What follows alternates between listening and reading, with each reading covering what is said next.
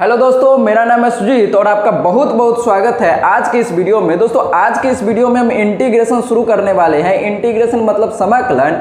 और ये वीडियो उन छात्र को टारगेट करके बनाया जा रहा है जो छात्र मैथ में बहुत ज़्यादा कमज़ोर है और जिनको कुछ नहीं आता है इंटीग्रेशन में।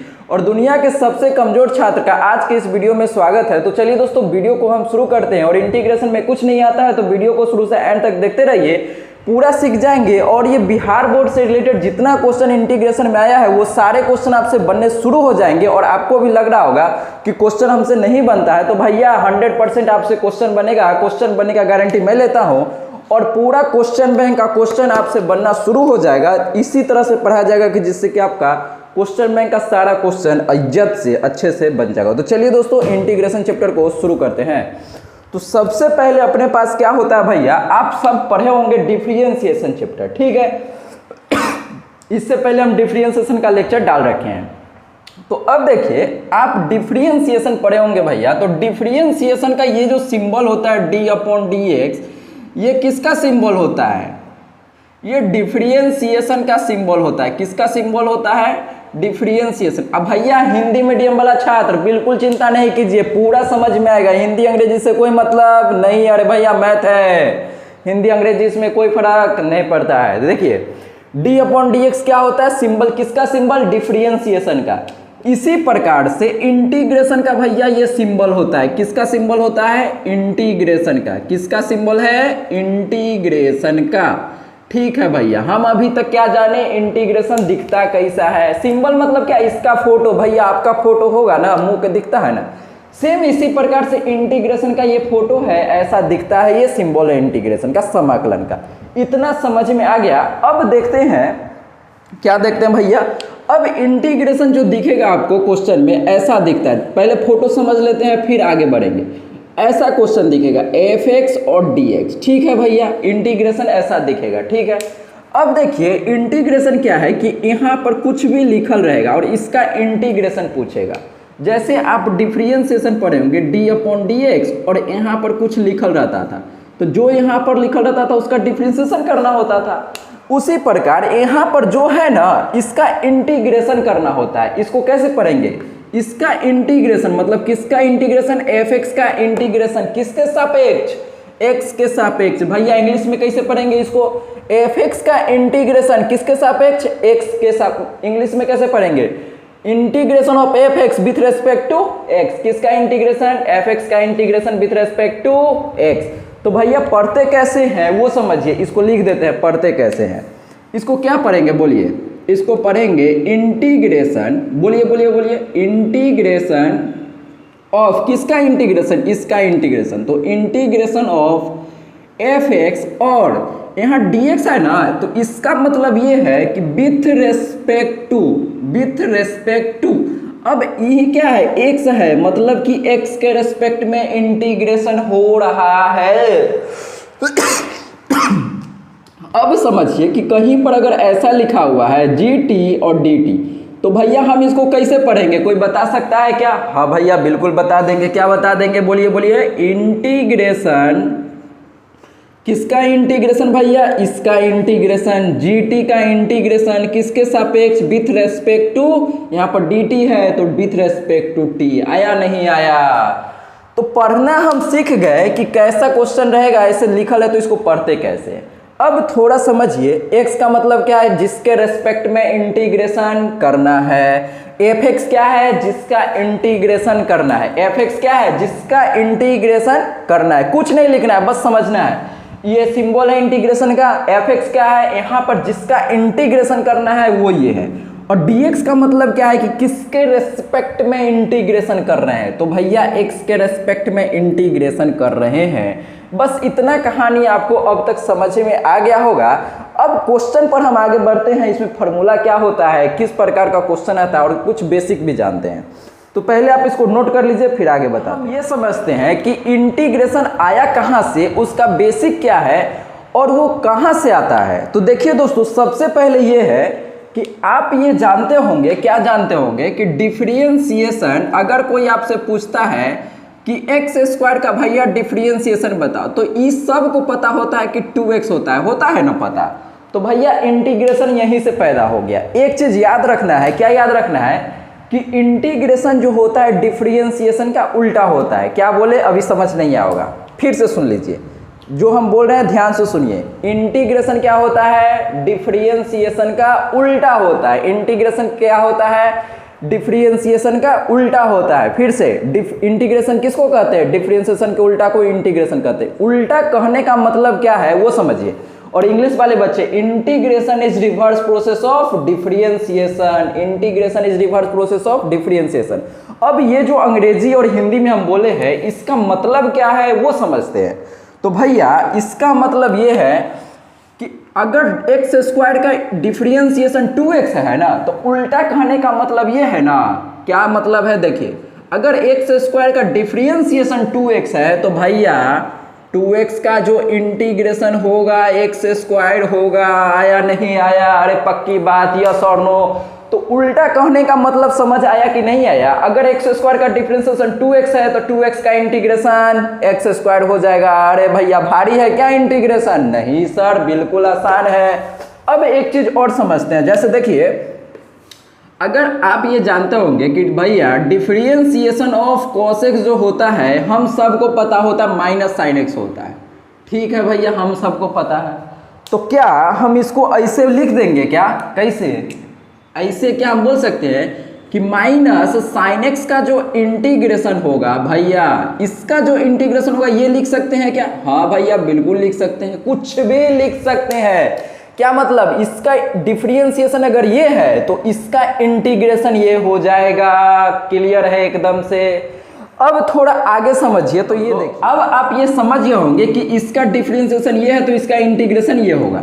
अब एक चीज समझिए कि यहाँ पर अभी लिखना है एक लाइन कि इंटीग्रेशन, भैया लिख लीजिए इंटीग्रेशन, इसी चीज को जो अभी हम समझे हैं ना, इसी चीज को लाइन में लिखना है जिससे कि जीवन भर याद रहे। Integration is reverse process, integration is reverse process of differentiation. तो भैया इसका मतलब समझ में आ गया कि इंटीग्रेशन क्या होता है, डिफरेंशिएशन का रिवर्स प्रोसेस होता है। रिवर्स प्रोसेस कहने का मतलब एक्स स्क्वायर का इंटीग्रेशन 2x है, एक्स स्क्वायर का डिफरेंशिएशन 2x है तो 2x का इंटीग्रेशन एक्स स्क्वायर हो जाएगा। आया कि नहीं आया? तो इसको लिख लीजिए, integration is reverse process of differentiation. बस कहानी सिंपल। अब यहां से आगे बढ़ेंगे तो फॉर्मूला आएगा, और फॉर्मूला पर कैसे क्वेश्चन बनता है वो भी आज ही के इस वीडियो में पूरा डिस्कस करने वाले हैं। और बिहार बोर्ड के सारा क्वेश्चन डिस्कस करेंगे जो भी क्वेश्चन बैंक में आया है, और किस तरह का क्वेश्चन पूछा जाता है एग्जाम में, वो भी आज ही के इस वीडियो में पूरा डिस्कस करने वाले हैं। तो आप इसका मतलब पहले ये लिख लीजिए, अब आगे हम बताते हैं फॉर्मूला क्या है और उसको कैसे सॉल्व करते हैं। ठीक है भैया, तो आप इसको नोट कर लिए होंगे। तो देखिए इंटीग्रेशन में क्या है कि सबसे पहले हम जो इंटीग्रेशन का सबसे बेसिक जो क्वेश्चन होता है, जो कि एग्जाम में बार बार पूछा जाता है, और बच्चा गलती क्या करता है वो समझिएगा। ठीक है, देखिए बच्चा गलती क्या करता है, क्वेश्चन एग्जाम में ये पूछा गया है, बहुत बार ये क्वेश्चन पूछा गया है कि भैया इंटीग्रेशन ऑफ जीरो क्या होता है, और ऑप्शन देखिए क्या रहेगा। ऑप्शन ए में रहेगा 0, और बी में लिख देते हैं k, और सी में लिख देते हैं 1, और डी में लिख देते हैं नॉन ऑफ दीज। ठीक है भैया, नॉन ऑफ दीज हो गया। ठीक, अब ये समझते हैं कि इसका आंसर क्या होगा, और ये काफी इंपॉर्टेंट क्वेश्चन है, बहुत बार बिहार बोर्ड में आ चुका है इस प्रकार का क्वेश्चन। ठीक है, तो देखिए इसको कैसे बनाएंगे। जैसे अगर आपसे कोई पूछता कि डिफरेंशिएशन ऑफ जीरो बताओ, तो भैया जीरो बता देते, बिल्कुल बता देते। ठीक है, अब ये तो जीरो बता देते तो सही है। अब अच्छा एक चीज बताए थे कि इंटीग्रेशन क्या होता है, डिफरेंशिएशन का रिवर्स प्रोसेस होता है। तो क्या हम यहां से ऐसे बोल सकते हैं क्या, इंटीग्रेशन ऑफ जीरो का क्या होगा, इंटीग्रेशन 0 0, ऐसे तो बोल सकते हैं। हाँ भैया बिल्कुल बोल सकते हैं, और ये ऑप्शन टिक करेंगे और गलती हो जाएगा। हाँ भैया बिल्कुल हो जाएगा गलती। कैसे गलती हो जाएगा हमको नहीं आया समझ में।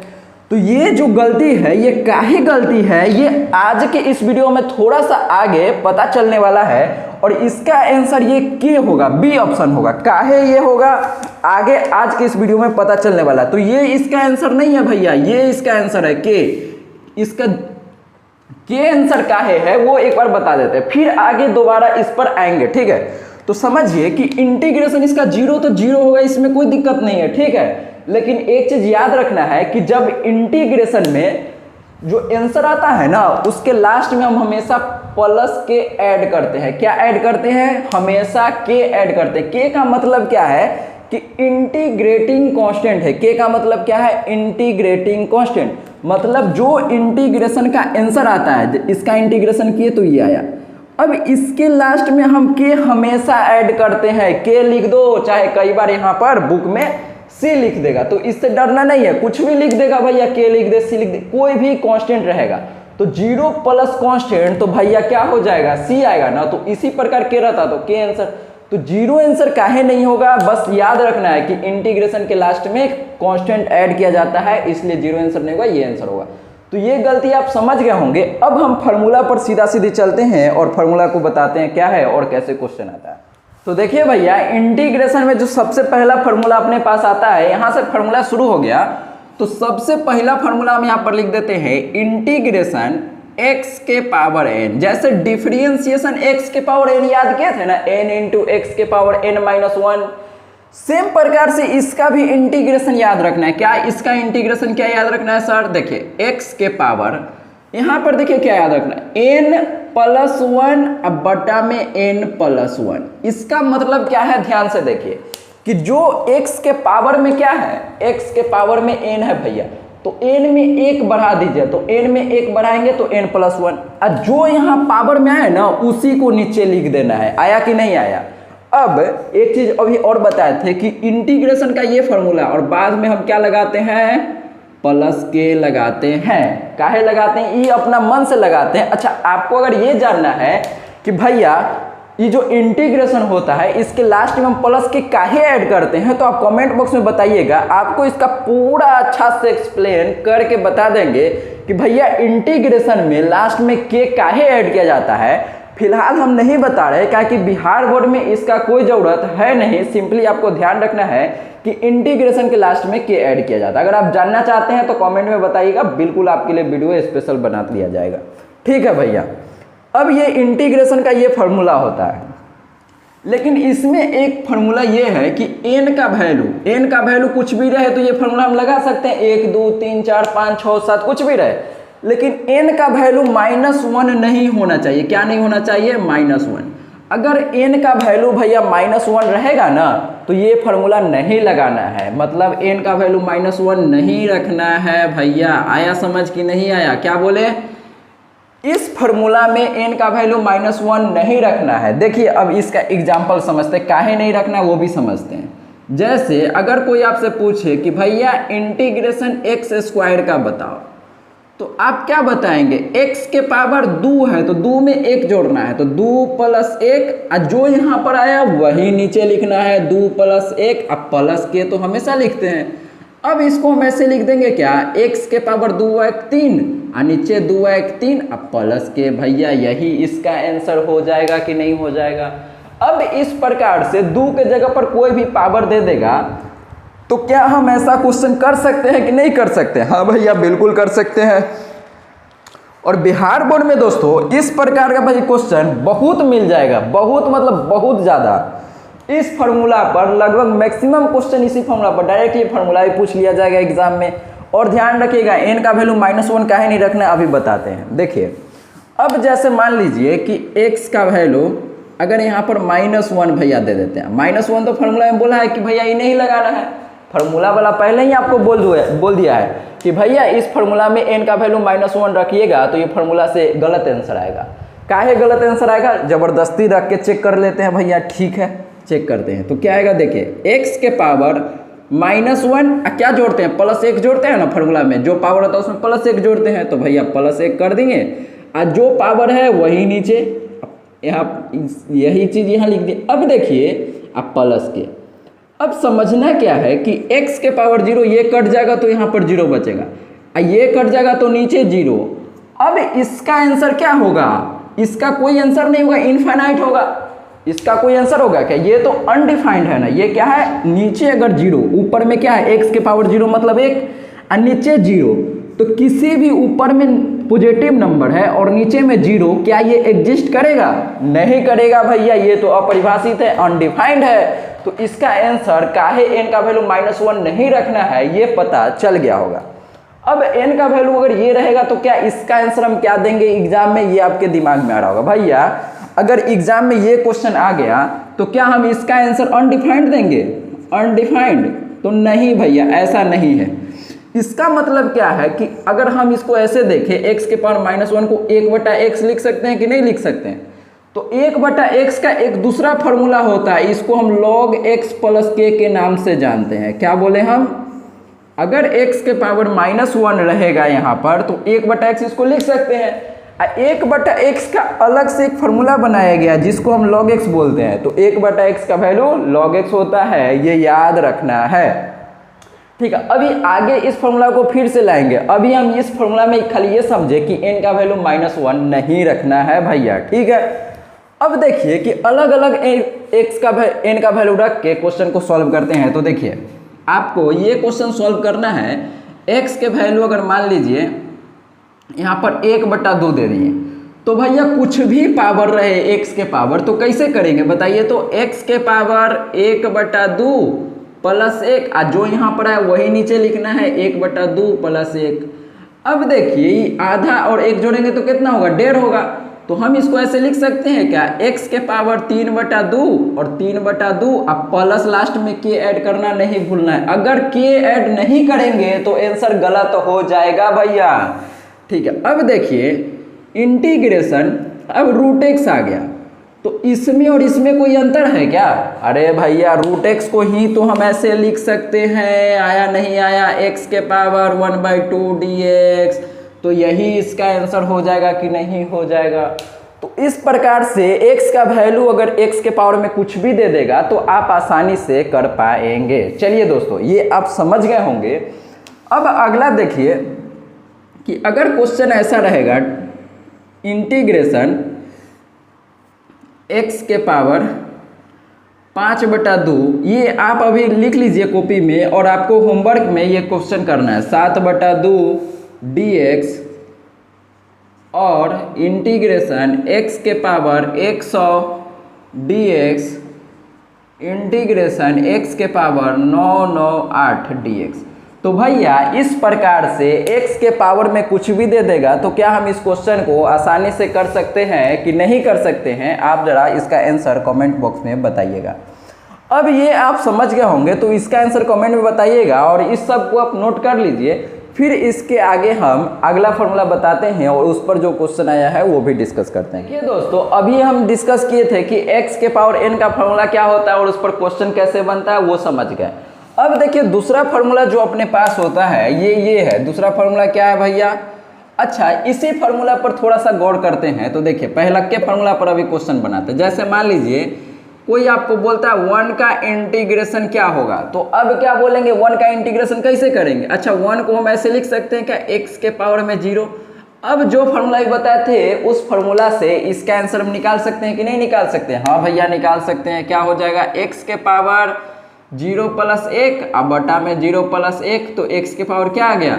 0 + 1 1 और नीचे भी 1, तो x अब प्लस के लास्ट में ऐड करना नहीं भूलना है। तो यही इसका आंसर हो जाएगा। आया कि नहीं आया? तो अगर कोई आपसे पूछे, डायरेक्ट इसको याद भी रखना है कि 1 का इंटीग्रेशन जो होता है x होता है, और याद रखना है बस, सिंपल।